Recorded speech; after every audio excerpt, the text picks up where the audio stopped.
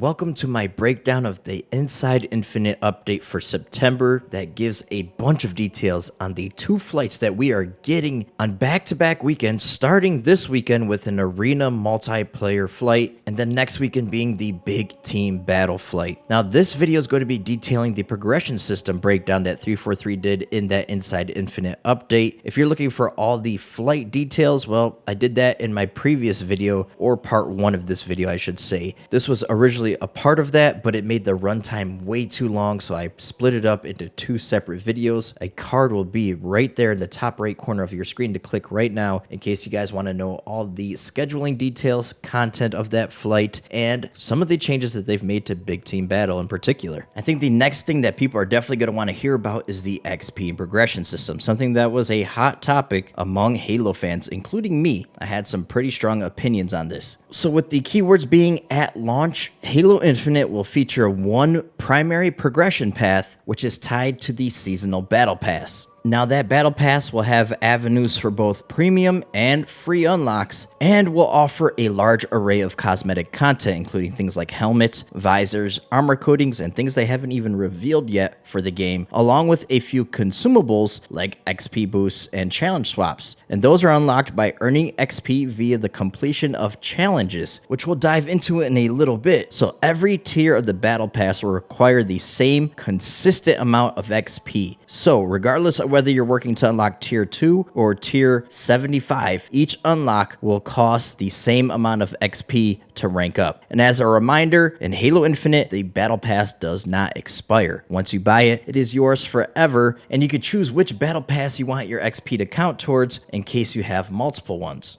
Now, in addition to the primary battle pass for each season, Halo Infinite will also offer special limited time event passes. Now, these free event passes are only available during specified event periods and include a separate track with separate rewards that are often tied to the unique armor core for a given event. So, in general, an event will be available from 1 to multiple weeks, including weekends, offering players multiple opportunities to unlock the available rewards. The marquee event, though not the only event for Season 1, is called the Fractures Tenrai event, which is how we the players will obtain that sexy Yoroi samurai looking armor. And that event will be available for all players approximately 1 week per month during Season 1. And the event will come and go throughout the season, available for players to make progress each time. So when that fracture or event returns, your progress will of course carry over, giving players multiple opportunities to unlock all 20 tiers of rewards on the event pass. Now, like I said earlier in the video, completing challenges will be the way to earn XP towards your battle pass, and these challenges will come in 2 different flavors, weekly and daily. Now, the daily challenges are strictly engagement focused, and they essentially serve as the persistent XP drip for the pass.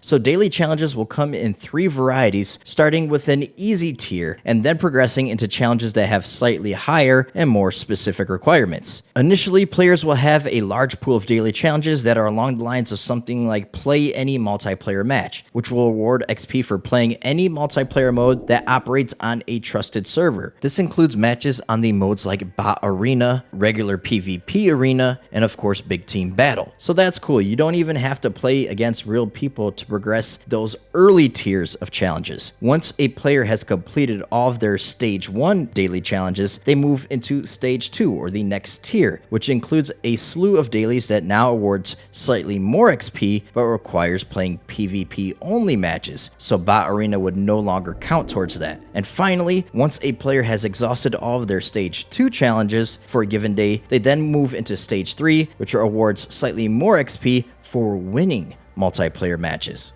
So after the reset for each day, the player's allotment of daily challenges will refresh and reset back to the stage 1 challenges, and the cycle will continue. At launch, they anticipate that on average, it should take a player 16 to 18 hours of playing and then eventually winning before they run out of daily challenges. So there will be plenty every single day. It kind of sounds like a high number for daily challenges. I don't know why it's that high, But of course, with Halo Infinite being a live service game, they said that they're going to be monitoring this closely and adjustments could be made if necessary. Now, there was a bug that was making players get stuck with no way to progress or get new daily challenges in the previous flight. They said that this issue has since been resolved, but we'll have to wait to see if that fix makes it into this flight. Now, weekly challenges are usually more directed and specific while offering more XP in return compared to dailies, of course. Each week, players will be randomly assigned approximately 20 weekly challenges. That exact number is not quite finalized for launch, so that could change, which is out of a total pool of several hundred potential options. Now, within that group of 20 challenges that the player will get, some will be of the easier tier while others will be from the harder tiers, which will of course reward you with more XP based on the difficulty and the required invested time for each challenge. Now, on your screen right now, you'll see a list of 20 randomly assigned weekly challenges that a player could receive in Halo Infinite.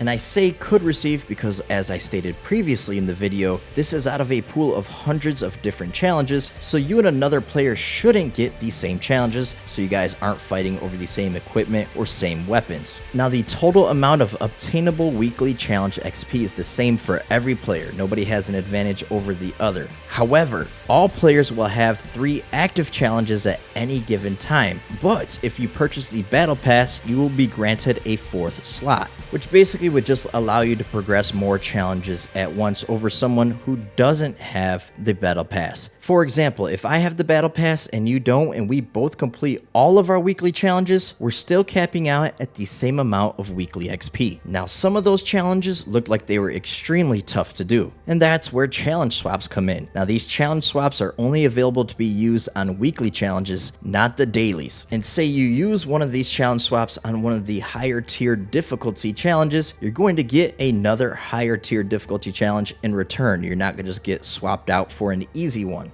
Now, you could earn challenge swaps in a few different ways. They can be unlocked as part of the Battle Pass or an Event Pass. They can be purchased via the store, and they can be earned via partnerships and promotions like the one that Butterfinger did. Now, when a player completes all their designated weekly challenges, a final ultimate challenge, or a capstone, as you guys could see it was called in this multiplayer tech preview image on your screen right now, will become available, which is the same for every player every week. Completing the weekly ultimate challenge will grant a unique weekly ultimate reward, such as a coating or an emblem. Now, if you want to get through the Battle Pass quicker than the average player, you can apply an XP boost, which will award double XP for any kind of challenge completions. Now, for the launch of the game, the XP boost timer will count down in real time once it's activated, regardless of whether you're in a game or not. And they last for 30 minutes, but 343 is still evaluating the final duration for the launch of the game. 343 did acknowledge that they received a ton of feedback about getting the XP timers more closely tied to actual gameplay time instead of burning away time between matches. And that is something I'd definitely like to see changed if they can. I think that would be a very positive change for this, because I don't like having to put the XP boost on before completing the challenge. What if I forget to put it on and then I complete a challenge and then I don't get the double XP for that? I just don't like the way that system works. Hopefully it isn't as annoying as I think it might be, but you can obtain these XP boosts via the Battle Pass, a purchase from the store, or as part of promotions or partnerships like the Monster Energy one. 343 also touched on how we will be receiving certain customization rewards. For example, if you buy the Battle Pass, the content within the Battle Pass won't be offered via any other means. So somebody can't just buy it from a store or anything like that. They also said similarly, customization content a player earns during a seasonal event also will not be obtainable via different avenues. They did say that the one current exception to that plan is that there may be times when content that was previously allocated to a specific partnership or promotion may be released broadly at a later date, and that is because those promotions had very limited windows and all people might not have been able to access these promotions, especially depending on the location of where they live. But there are also other ways you can acquire customization content in Halo Infinite at launch, one of them being, as stated earlier, the weekly ultimate reward, another being the seasonal Battle Pass rewards from both the free and premium tracks.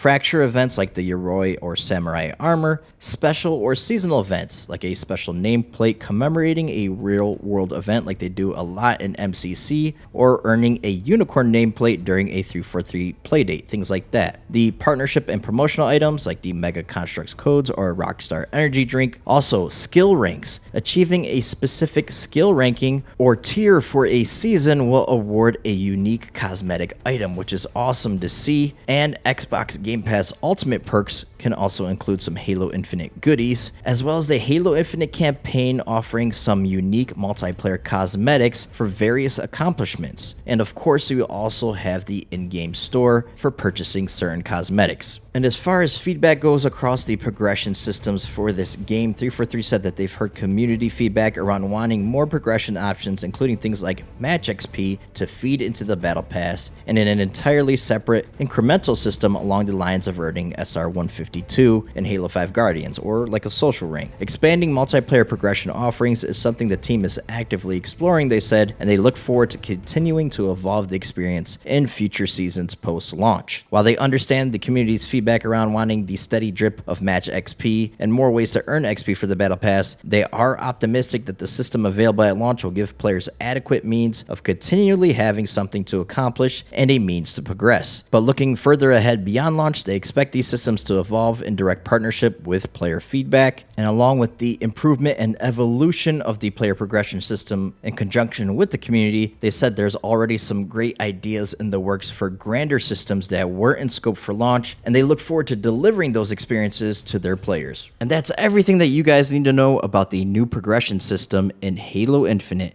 Stay tuned because tomorrow we'll be getting another update on the flight, a little bit more of a deeper dive on what kind of content we can expect, and of course I will be covering that for you guys, so make sure you're subscribed. Hope to catch you on either a previous video of mine or a future video of mine. Until that time comes, I'm your boy Patman, and I'm out.